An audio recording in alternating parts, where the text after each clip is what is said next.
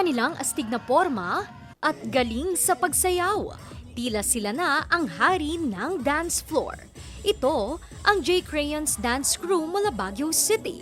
Unang nabuo ang grupo taong 2007 ng mga mag-aaral na mananayaw mula sa Rojas National High School. Yung mga core team nung squad, naisip namin na bakit di kaya tayo gumawa ng hip-hop na dance crew din. Kaya naisipan namin.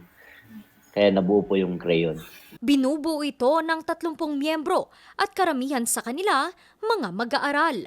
Bagamat dibdiban ng kanilang pag-iensayo, tinitiyak pa rin ng grupo na hindi nila napapabayaan ang kanilang pag-aaral, habang ang ibang miyembro naman tinitiyak na balanse ang kanilang oras sa pag-iensayo at pagtatrabaho. Kung gusto mo po talagang sumayo, talagang hahanapan mo po ng paraan eh. Kaya pagka meron pong contest or talagang gagawan po ng paraan. Sayo lang.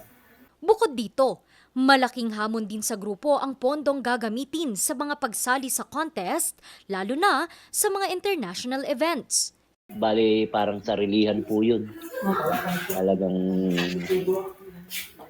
meron man po, konti lang. yung support. Talagang mahirap din po kasi kumuha ngayon ng suporta. Pero ang kanilang mga pagod at sakripisyo, nasuklian ng tanghalin silang second place sa katatapos na Asia Pacific Street Dance Championship ng United Dance Organization sa Thailand noong April 7 ngayong taon. Nalat na po kami nung nag-second place po kami.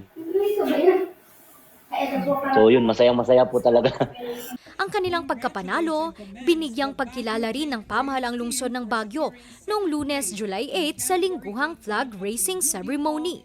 Pagkatapos nito, sasabak naman ang grupo sa UDO World Street Dance Championship sa darating na August 14 to 18 sa United Kingdom.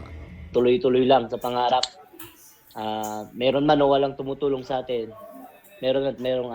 may way si God para matuloy yung pangarap natin. Para makalikom ng sapat na pondo para sa kanilang pagsali, isang painting exhibit at auction ang isasagawa sa Art Bank ng Baguio sa July 19. Tumatanggap din ng grupo ng donasyon para masuportahan ang kanilang mga pangarap na maipamalas ang kanilang galing sa international stage. Randy Guzman para sa Luzon Headlines.